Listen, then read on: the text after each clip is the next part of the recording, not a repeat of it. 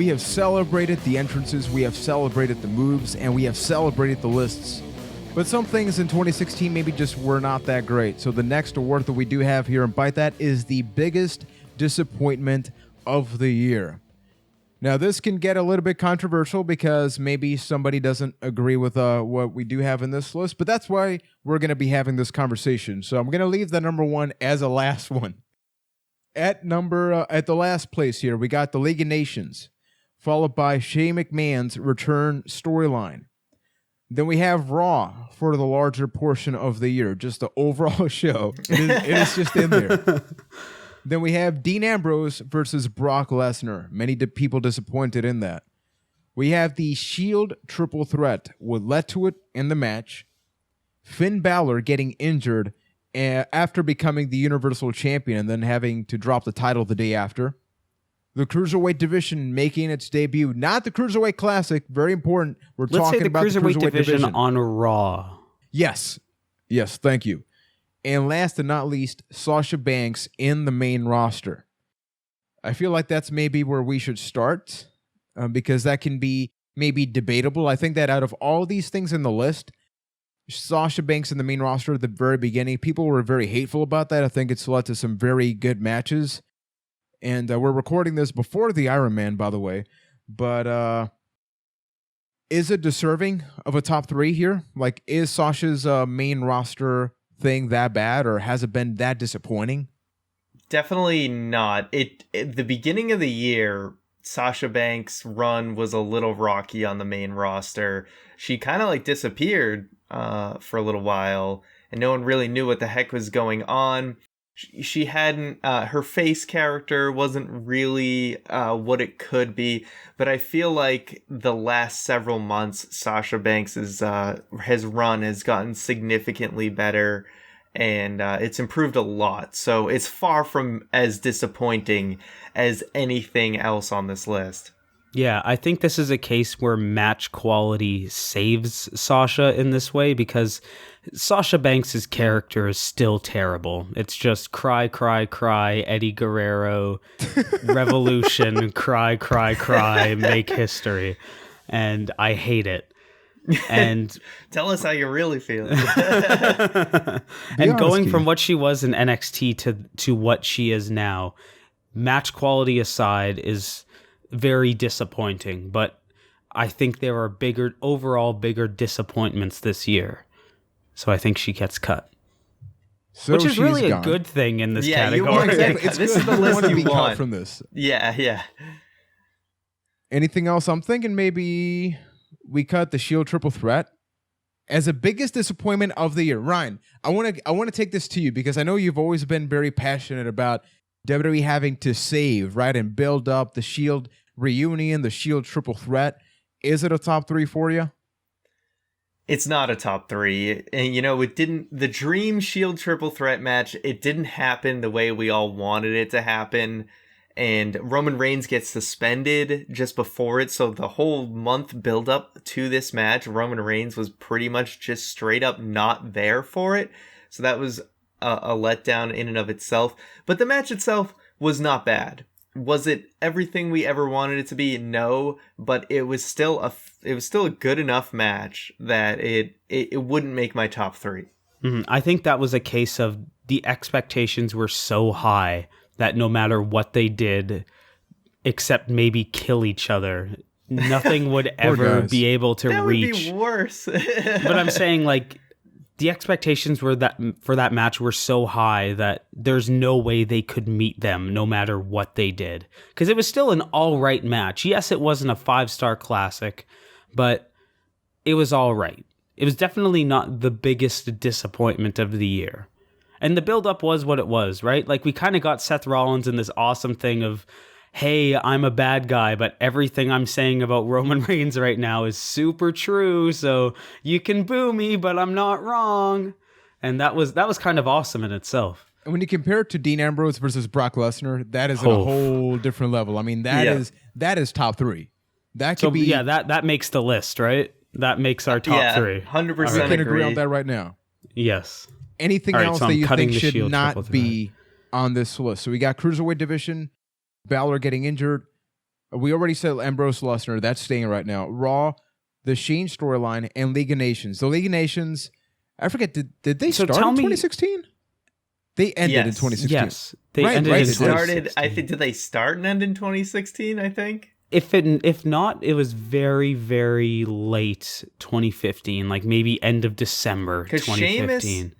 Because Sheamus going into Sheamus at TLC was champion last year, and the League of Nations had not been a thing yet. So the League of Nations had to have started either super, super late 2015 or early 2016. So tell me if this makes sense, that the League of Nations were such a non-factor that it's even hard to say that it was disappointing just because of the minimal impact that they made. Because nobody expected anything from them. Yeah. So how can they disappoint you?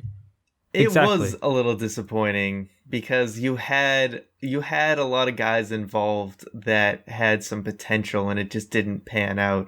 It could have been a cool thing for Barrett and Rusev and even getting Alberto Del Rio to do something different, and then they just became a joke. So it was a huge disappointment. Does it make the top 3?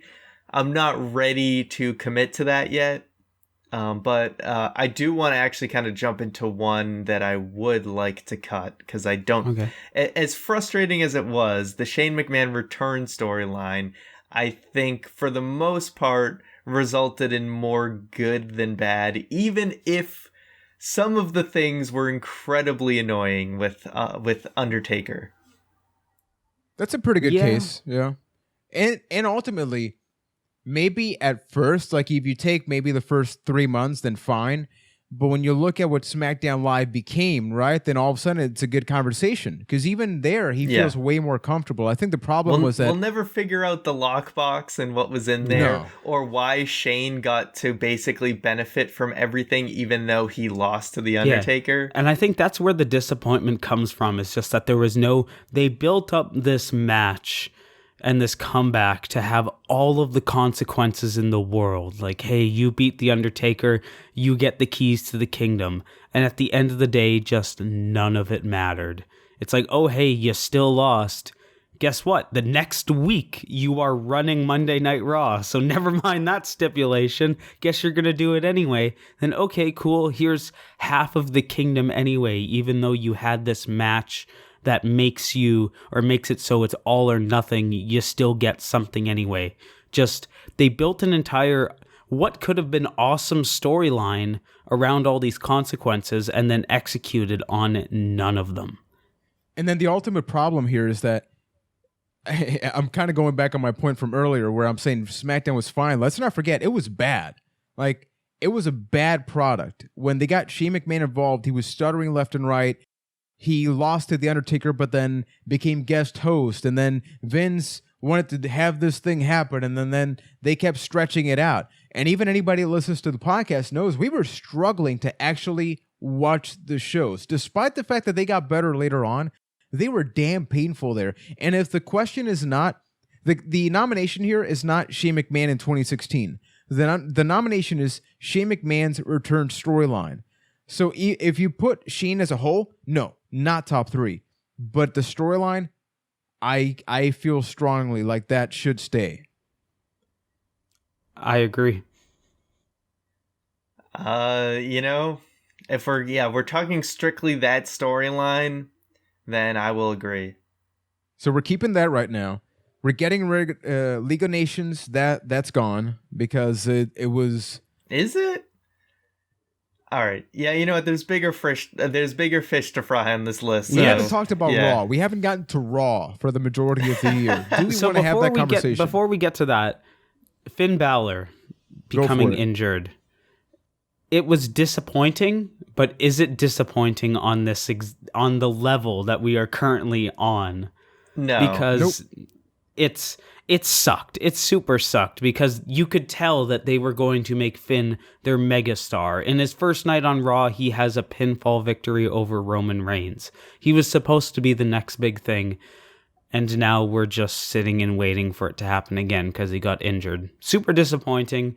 nowhere near the other things on this list, so I think it should get cut. Yeah, I mean, he comes in, he's only around a couple weeks, he wins a brand new title, and then he's gone. It wasn't like he was on this major run and then, got hurt.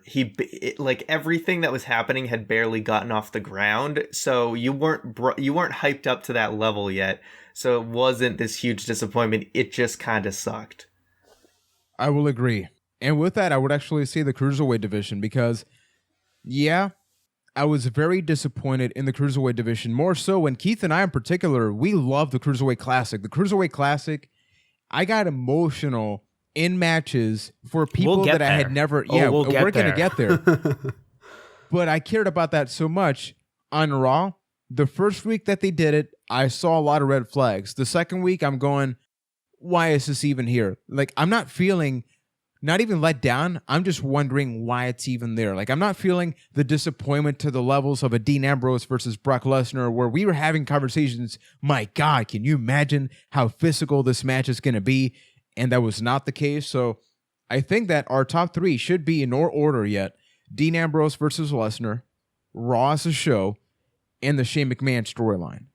Yeah, I agree. Because even with the Cruiserweight division, going into it, if you listen back on the podcast, we were saying, like, this has potential to be something great, but they could screw it up real bad. It just happens that they screwed it up real bad. So it wasn't really a disappointment because there was always that little voice in the back of your head saying, don't get excited for this. You're going to get hurt. That's the thing. We went into the Cruiserweight division with very little faith in it. We were like, if it was on SmackDown, we'd be like, hey, that maybe is something to get excited about. But we knew going in, Cruiserweight division on Raw, they could easily mess this up. So you could even take the Cruiserweight division, you could pack it up in a nice little package and just insert it into the Raw being a big disappointment. That's a very good point. Yeah, I can totally get behind that. So having said that, let's do our traditional top three breakdown, starting with Ryan. We have Dean Ambrose versus Brock Lesnar, Raw, and the Shane storyline.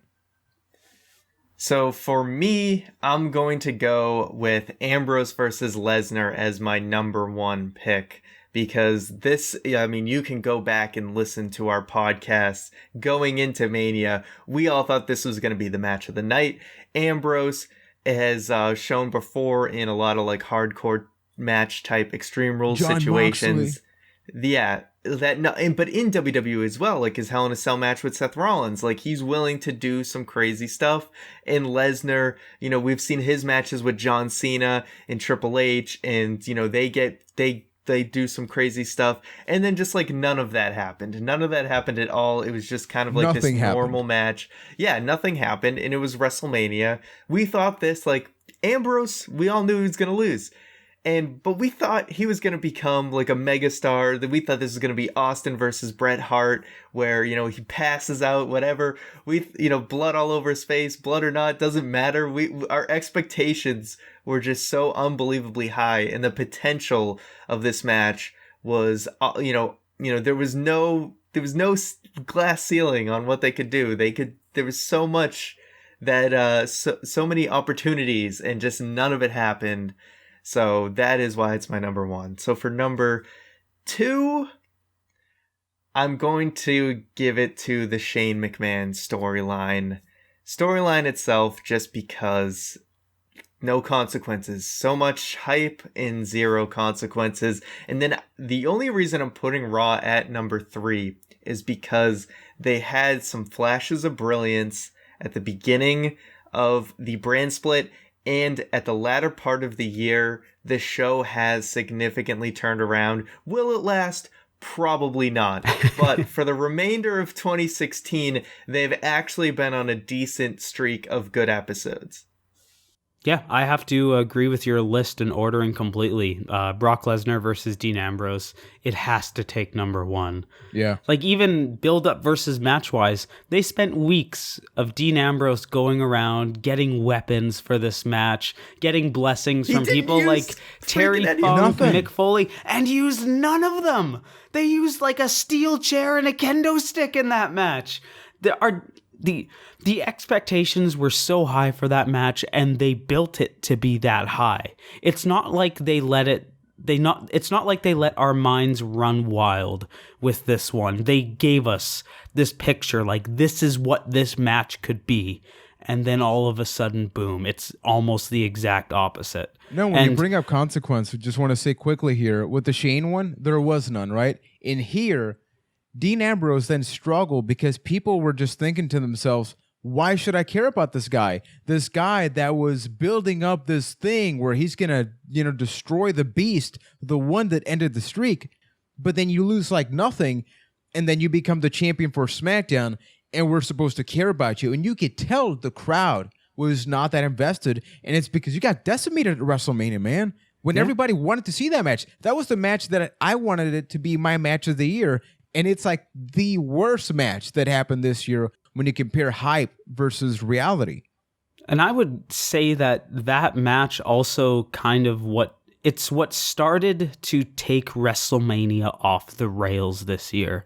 Because once we all got deflated from that, I would argue that we never really got back on track as far as WrestleMania goes. It was the new 18 seconds. It really was. So I think it's absolutely the biggest disappointment of this year.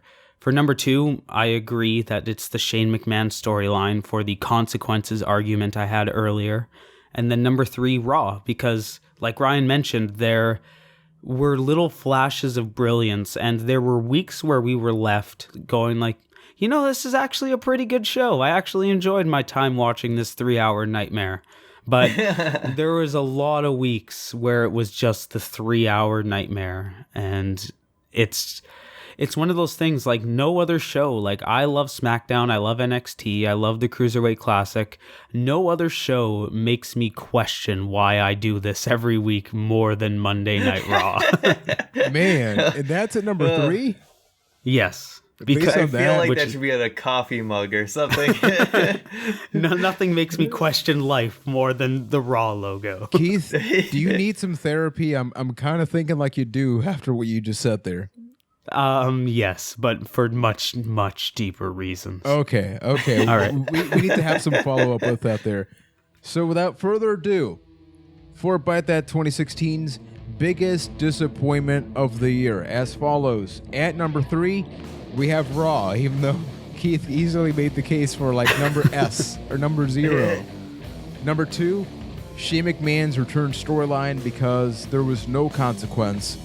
And then at number 1, for the complete opposite, there was way too much consequence for what happened after the match, and that is Dean Ambrose versus Brock Lesnar and the disappointment that happened at WrestleMania, because the man was training for a fight at UFC. And even as WWE, as a company, you got to be thinking, do you care so little about your product that that individual is getting ready for that, not this? And you build up such a great match. Yeah. Because if they at least went, okay, he's having the fight, so let's not build it up too much. Let's not do all these things on Raw, because we're false advertising. That's not actually going to happen, and you know it. Yet they still did it. Yeah, so give Brock a can for WrestleMania. Terrible. Were you disappointed by our biggest disappointment? We hope not, because the next category is now Best Pay-Per-View of 2016.